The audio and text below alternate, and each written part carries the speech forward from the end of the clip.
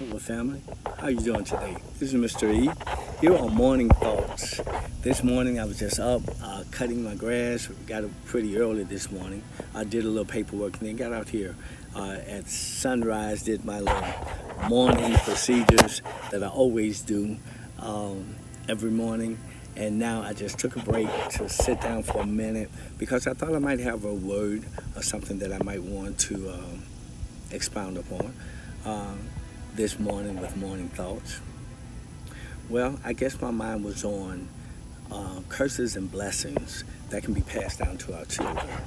And I was speaking with a young lady a couple of days ago on Sidewalk Talk. And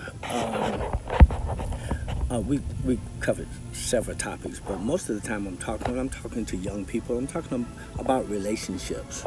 And based on the things that I've learned from 35 years of marriage, okay, and wanted to share my stories with our youth so that they can benefit from the failures that we have and benefit from the successes also, because we learn life teaches us things, and when you get to this age, hopefully you have something that you can pass on. I'm sometimes criticized for being so open and honest with my personal life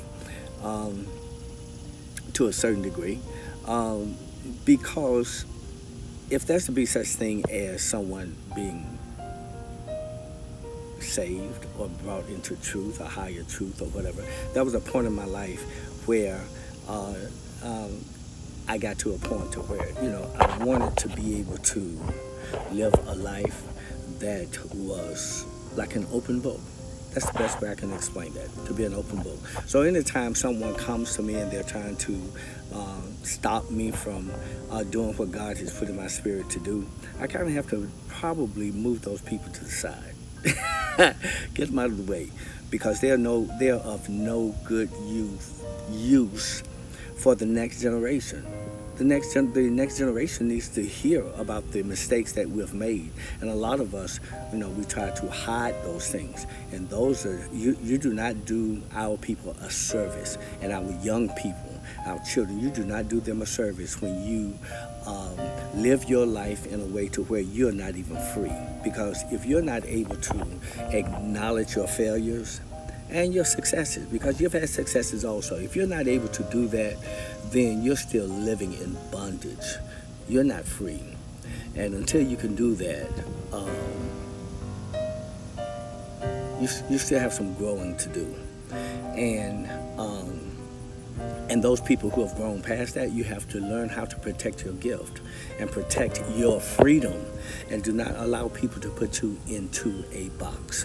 Now, in reference to curses that can be passed on to our children, when we do not acknowledge those things that we have done and that we do wrong, then our children have to live through that again, because it's going to keep coming around until it's taken care of, until that get into your gene pool and you can pass it on, unless your gene pool is over.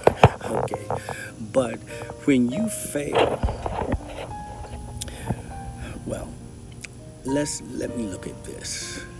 I remember a young friend who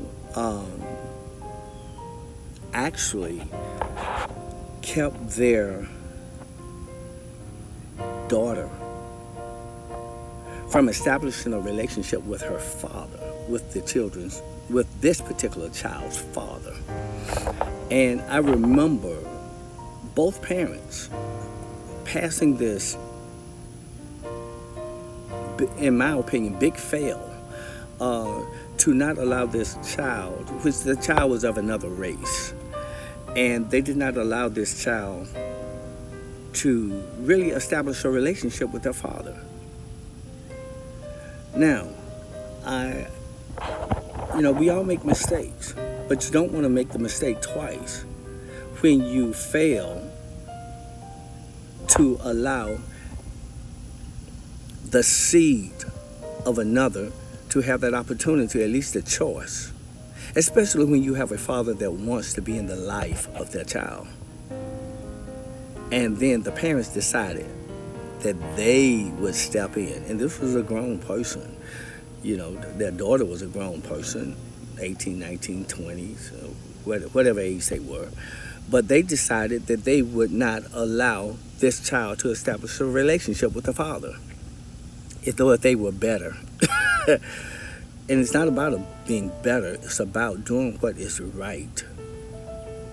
A child needs to know both sides of themselves, because the child is not just you. The child is is the seed of two. Well, I won't say the seed of two, but the DNA of two. And so to deny any child that opportunity to be able to know the other half of themselves, this child will walk around with a hole in them that cannot be filled, and sometimes never get filled, because, you know, sometimes we lose. I know a young man who lost his father. I know several men who have lost their fathers, and they seeking to know, who are they? Who is this other side? What is their father like? All they hear is what the parents say. And if the parents say that he was a no good, this, and that, and whatever, that child assumes that, well, I'm the seed of him. So if he was a no good nothing, then maybe there's a side of me that is a no good nothing. But I'm encouraging women, girls, young ladies, when you choose your husband, or when you choose that person that you lie down with, one thing my father always told me: never lie down with a female that, in case something happened, you could not marry her, or you could not be in a relationship with her to raise this child. Because the child needs to know mother and father, and therefore you need to be more responsible in the people that you choose to build a relationship with, or to even lie down with. Because if you're lying down with someone that you feel that is not good enough, that's a mark on you. That's you. That's not the other person. That's you. And I guess this goes for the other person too. If you lie down with someone that is not good enough for you, then you need to question, well, just how good are you? This is a reflection on your judgment. And so I know parents sometimes try to protect their children, as I do. You know, I try to protect my daughter too. You know, I had boys, and then when this daughter came along, I had to think a little differently. So I'm saying in a short way, because this is just my morning thoughts. You know, when you raise a child and you decide that other half of them is not worthy, when it was and it was not a forced situation,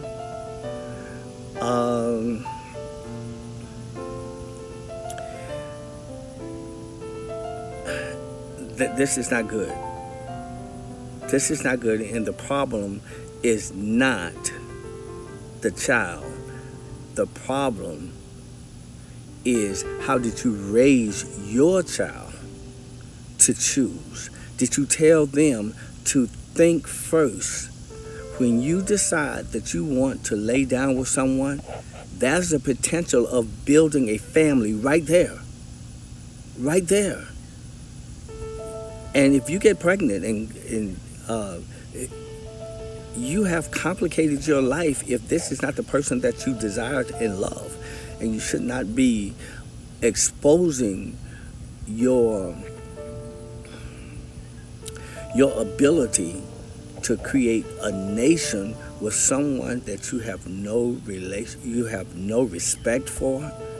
Young ladies, you must vet the man before you lie down with him. Now, when you're laying down and you say, well, you have your pills, you have your contraceptive and all that stuff. And I'm not saying that I didn't do the same thing, but we try to pass, as we learn, we try to pass that wisdom on to the next generation so that you don't make the mistakes we made. We want you to be a better person. We want you to make better decisions. And so you actually curse that child, and you curse them with your words because you're saying that this other person is not worthy of being a parent. No. If they are willing to, then your job maybe is to get in and to help to manage this. But that will not go away just by you removing the other party from that child's life. And your children may grow up to resent you for it, and they really should. You should be held accountable for the things that you do, and especially, I've seen this done by people who consider themselves Christians. They have no respect for family and the family values, and really, the establishment of a family is ordained by God. It should be, because you're bringing a life into existence, and that life deserves to have a mother and a father involved in their lives so that they can understand who they are and whose they are.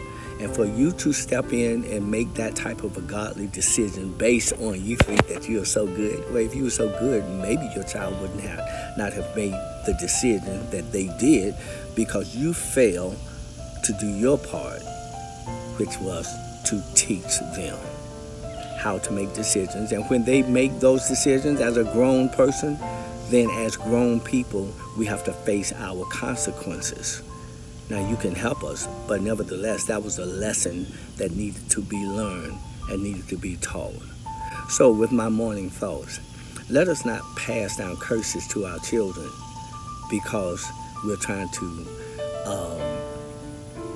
keep a certain status quo in your own decision making. Well, that might be a bitter bite, but here we go. Peace.